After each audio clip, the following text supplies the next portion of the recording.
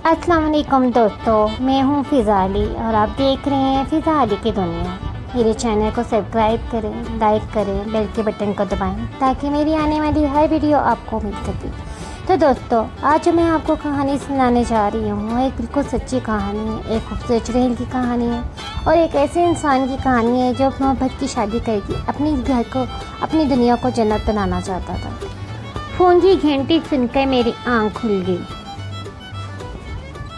कमरे में रोशनी नहीं थी, जैसे हमेशा की तरह आज भी लाइट नहीं थी, मगर खिड़की से चांद की चांदनी अंदर दाखिल हो रही थी, जिसकी वजह से मैं अपना फ़ोन तलाश कर सका। जल्दी से कान के साथ लगाया। हेलो, अस्सलाम वालेकुम। बचाओ, मुझे बचाओ, खुदा के लिए मेरी मदद करो। कौन? इस वक्त कौन मुझे तंग कर रहा है? मैं हूँ तुम्हारा दोस्त अकबर। अकबर, तुम रो क्यों रहे हो? वो मुझे मार देगी, वो मेरा खून पी जाएगी, वो मेरी तरफ आ रही है। कौन तुम्हें मार देगी? कौन तुम्हारा खून पी जाएगी? हेलो अकबर, मगर कोई जवाब मौसूल नहीं हुआ। मैंने अकबर का नंबर डायल किया, मगर कोई जवाब मौसूल नहीं हुआ। मैं परेशान हो गया क्योंकि अकबर की अभी भी नई शादी हुई थी। हम एक साथ बैंक में काम करते थे, हम एक अच्छे दोस्त थे। मेरा नाम ज़हीर हुसैन है, मैं गैर शादीशुदा मर्द हूँ। मैं फितरी तौर पर आज़ाद ख्यालात का मालिक हूँ। मैं जल्दी ही अकबर के घर की तरफ चल पड़ा। अकबर का घर कम आबादी वाले इलाके में है। अकबर के घर के पास एक नहर गुजरेगी जिसके पार कब्रिस्तान है। अकबर का घर 2 कमरों पे और एक किचन और छोटे से बाथरूम पे मुश्तमिल है। अकबर के घर के बाहर एक सेन है जिस पे किल का दरख्त है। किल के दरख्त के ऊपर बहुत से परिंदों के घोंसले हैं। सेन से होते हुए किकल के दरख्त पे मैंने नज़र डाली। बहुत से परिंदे मोशी से दुबक कर अपने घोंसले में आराम फरमा रहे थे। हवेली का दरवाज़ा हमेशा की तरह खुला था, मगर कमरे अंदर से बंद थे। मैंने बहुत देर तक धक दी, मगर कोई जवाब मौसूल नहीं हुआ। मुझे खिड़की का ख्याल आया जो नहर वाली साइड पे थी। मैं हवेली की पिछली तरफ गया और ये देख के हैरान रह गया कि खिड़की खुली थी। खिड़की के ऊपर ताज़ा खून का निशान था। मैं खिड़की के ज़रिए अंदर आया। अब बिजली आ चुकी थी। मैंने लाइट जलाई। मेरे रोंगटे खड़े हो गए। अकबर उनमें लत-पत था और भाभी का नामो निशान नहीं था। मैंने अकबर को चेक किया और दुनिया छोड़ चुका था। अचानक मेरी नज़र खून के धब्बों पर पड़ी जो किसी के नंगे पाँव के निशान थे। यानी कमरे की खिड़की की तरफ से कोई बाहर गया था और खून के धब्बों के निशान उसके पाँव के थे। मैंने पहले घर की तलाशी दी, मगर भाभी का नामो निशान नहीं था। फिर मैंने फैसला किया पैरों के निशान का पीछा करने का, और जो कोई भी था भाभी को अपने साथ ले गया था और खिड़की के ज़रिए बाहर आ गया। लेकिन साथ ही पुलिस को थाने फ़ोन करके पूरी तफसील बता दी। पाँव के निशान टॉर्च की रोशनी में बहुत वाज़िया हो रही थी, मगर ये पाँव के निशान नहर में जा रहे थे। यानी कातिल ने नहर पार की थी। मैं नहर पार नहीं कर सकता था, इसलिए मैंने 1 किलोमीटर लंबा चक्कर काट के नहर की दूसरी तरफ आया। नहर की दूसरी तरफ कब्रिस्तान था और जल्दी पैरों के निशान तलाश करने लगा। मुझे ताज़ा पैरों के निशान मिल गए, मगर वो पैरों के निशान कब्रिस्तान में जा रहे थे। मुझे कब्रिस्तान से डर लगता था। मेरे कानों में पुलिस की गाड़ियों की आवाज़ आई। मैं वापस अकबर के घर की तरफ चल पड़ा। वहाँ जाके मैंने अपना तारुफ करवाया और कहा, पैरों के निशान कब्रिस्तान में जा रहे हैं। कब्रिस्तान में अकेला नहीं जा सकता, आप मेरे साथ चलें, क्योंकि भाभी को वो वहाँ ले गया है। इंस्पेक्टर मेरे साथ चल पड़ा और बाकी वहाँ शहादत इकट्ठे करने लगी। इंस्पेक्टर के साथ 2 आदमी और भी थे। हम कब्रिस्तान पहुँचे। कब्रिस्तान काफ़ी पुराना मालूम होता था। यहाँ मैं पहले कभी नहीं आया था। कब्रिस्तान की कब्रें बहुत ज़्यादा टूट फूट का शिकार थी। हम लोग इधर उधर घूम के पाँव के निशाना ढूंढ रहे थे। इंस्पेक्टर साहब ने कहा, क्या अकबर की किसी से ज़ाती दुश्मनी थी? इंस्पेक्टर साहब, अकबर बहुत मासूम और ख़ानदानी इंसान था, इसकी भला किसी से क्या दुश्मनी हो सकती थी? अच्छा, इसकी शादी कब और कहाँ हुई? मैं ये देख के हैरान रह गया कि वो निशान भाभी के पैरों के थे, क्योंकि भाभी के पाँव पे अब खून जम चुका था और भाभी बेहोश पड़ी थी। इंस्पेक्टर ने गाड़ी वाले को फ़ोन किया और वो गाड़ी वाला कब्रिस्तान के करीब गाड़ी ले आया। हम बाहर आ गए। और भाभी को गाड़ी में डाल के हॉस्पिटल ले गई। भाभी काफ़ी देर से बेहोश थी। अब भाभी ही बता सकती थी अकबर का असल कातिल कौन। और इसने बैंक से छुट्टी कब ली? इंस्पेक्टर साहब, आज सुबह इसकी बैंक में हाजिरी थी और सना इसको एक पार्टी में मिली थी। इस बात को तकरीबन 2 हफ्ते हो गए हैं। तो क्या इन 2 हफ्तों में इन्होंने शादी भी कर ली थी?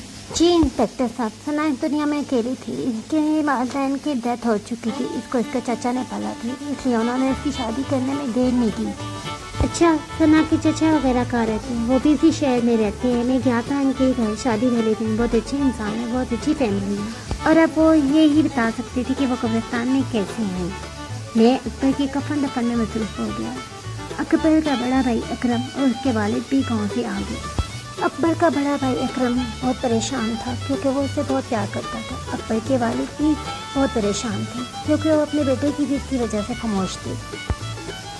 अकबर जिद करके शहर आया और अपनी मर्जी से बैंक में जॉब की और शादी भी उसने अपनी पसंद से की थी। इसलिए वो सना भाभी पे भी शक कर रहे थे, तरह तरह की बातें कर रहे थे। शादी को तो भी दिन ही कितने हुए थे, आप सना भाभी पे शक कैसे कर सकते हैं? जब तक तो आप किसी से मिलते जुलते नहीं हैं।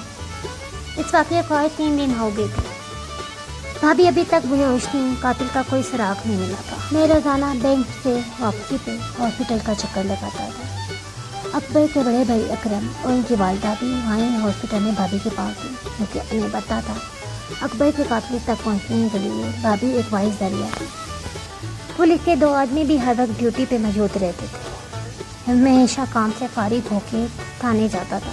थाने में मेरी मुलाकात इंस्पेक्टर खान से हुई, जो मेरा क्लास फेलो भी था और मेरा बहुत अच्छा दोस्त भी रह चुका था। मैंने सारी तफसील उसे बताई और मेरी बात सुन के किसी गहरी सोच में डूब गया और मुझसे कहा, मिस्टर सगीर, ऐसे 2 केस और भी सामने आ चुके हैं। मतलब कैसे केस खान? अकेला घर आबादी से दूर, कम आबाद वाले इलाके में, यानी सिर्फ वही अकेले रहते हैं और फिर एक अनजान लड़की से शादी करते हैं। ये सब तो ठीक है मिस्टर खान, मगर सना भाभी तो बहुत खिदमत की है अकबर भाई की। अच्छा, वो कहाँ है? जिंदा है? हाँ जिंदा है और हॉस्पिटल में दाखिल है। चलो सगीर, वहाँ चलते हैं। वहाँ जाके ही बात आती हो जाएगी। जब हम आ गए तो अकरम भाई पहले से ही हॉस्पिटल में मौजूद थे। अकरम भाई, क्या भाभी को होश आ गया? नहीं, वो अभी तक बेहोश है। टेस्ट हो रही है, वो अंदर थिएटर रूम में है।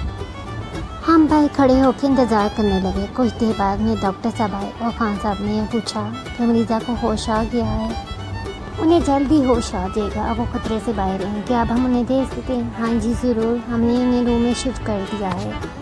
और जब हम तीनों रूम में दाखिल होते हैं तो क्या देखते हैं? खान साहब उसे बहुत गौर से देख रहे थे। सना भाभी हैं, ये अकरम ने कहा।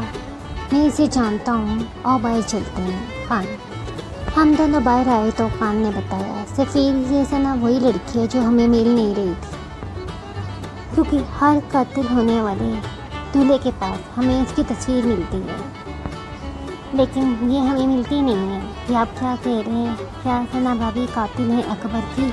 मैं ये नहीं कह सकता, मगर शक इसी पे जा रहा है। मैं तुम्हें सबूत दे सकता हूँ। हर कातिल की शादी की पहले दिन की जो तस्वीर ली जाती है वो तकरीबन हफ्ते बाद मिलती है। तब तक ये मोहतरमा अपना काम करके गायब हो जाती हैं, मगर इस बार कैसे पकड़ी गई हैं ये कुछ समझ नहीं आ रहा। वो असल से अकबर ने कत्ल होने से पहले मुझसे बात की थी और मैं जल्दी निकल पड़ा था। तकरीबन 5-10 मिनट में इसके घर पहुंच गया। शायद उस वक्त ये काम करके निकली होंगी, मुझे नहीं पता मैं किसके पीछे जा रहा हूँ। मैं तो पाँव के निशानों के पीछे जा रहा था। इंस्पेक्टर खान ने पुलिस स्टेशन फ़ोन करके 2 लेडीज़ पुलिस वाली बुलवा ली। मैंने खान से कहा, अगर ये चक्कर है तो हमें किसी बुजुर्ग दम दरूद वाले से रब्ता करना चाहिए। और इतनी देर में 2 पुलिस वाले आ गए और हम उस बुजुर्ग के पास चले गए। बुजुर्ग का नाम बाबा मनवर शाह था। खान ने कहा, मैं इन्हें जानता हूँ, ये बहुत अच्छे बुजुर्ग हैं और ये अमल करते हैं। जब वहाँ हम पहुँचे तो बाबा जी के पास बहुत सा हजूम लगा हुआ था, जो कि हम फ़ोन करके आए थे, इसलिए हमारी बारी जल्दी आ गई थी। वो हमारे मुंतज़िर थे और आंखें बंद किए कोई अमल पढ़ रहे थे। इंस्पेक्टर खान ने भाभी सना की सारी हकीकत बता दी। बाबा जी ने कुछ देर आंखें बंद की और कुछ मुंह में पड़ा और फिर आंखें खोल के पूछा कि अब तुम इस लड़की के बारे में क्या चाहते हो? اس کے بارے میں جاننا چاہتے ہو، اسے سزا دینا چاہتے ہو یا اسے ختم کر دینا چاہتے ہو؟ بابا جی ہمیں بتائیں یہ کون ہے؟ یہ نامکمل انسان ہے، نامکمل چڑیل ہے، کیونکہ اس کی پیدائش انسان اور چڑیل سے مل کے ہوئی ہے۔ اس کا باپ ایک انسان ہے اور اس کی ماں ایک چڑیل ہے۔ اس کے باپ کو اس کی ماں نے مار دیا تھا اور اس کی ماں کو ایک ہندو نے چلا کاٹ کے اپنے قبضے میں کر لیا تھا۔ اس کی پرورش انسانوں میں ہوئی ہے کیونکہ اس کو اس کے چچا نے پالا تھا۔ اس کے چچا کو اس کی حقیقت کا علم نہیں ہے۔ آج کی ویڈیو یہیں تک، نیکسٹ کہانی کا حصہ کل آئے گا۔ میری چینل کو سبسکرائب کریں، لائک کریں، بیل کے بٹن کو دبائیں تاکہ میری آنے والی ہر نئی ویڈیو آپ کو مل سکے۔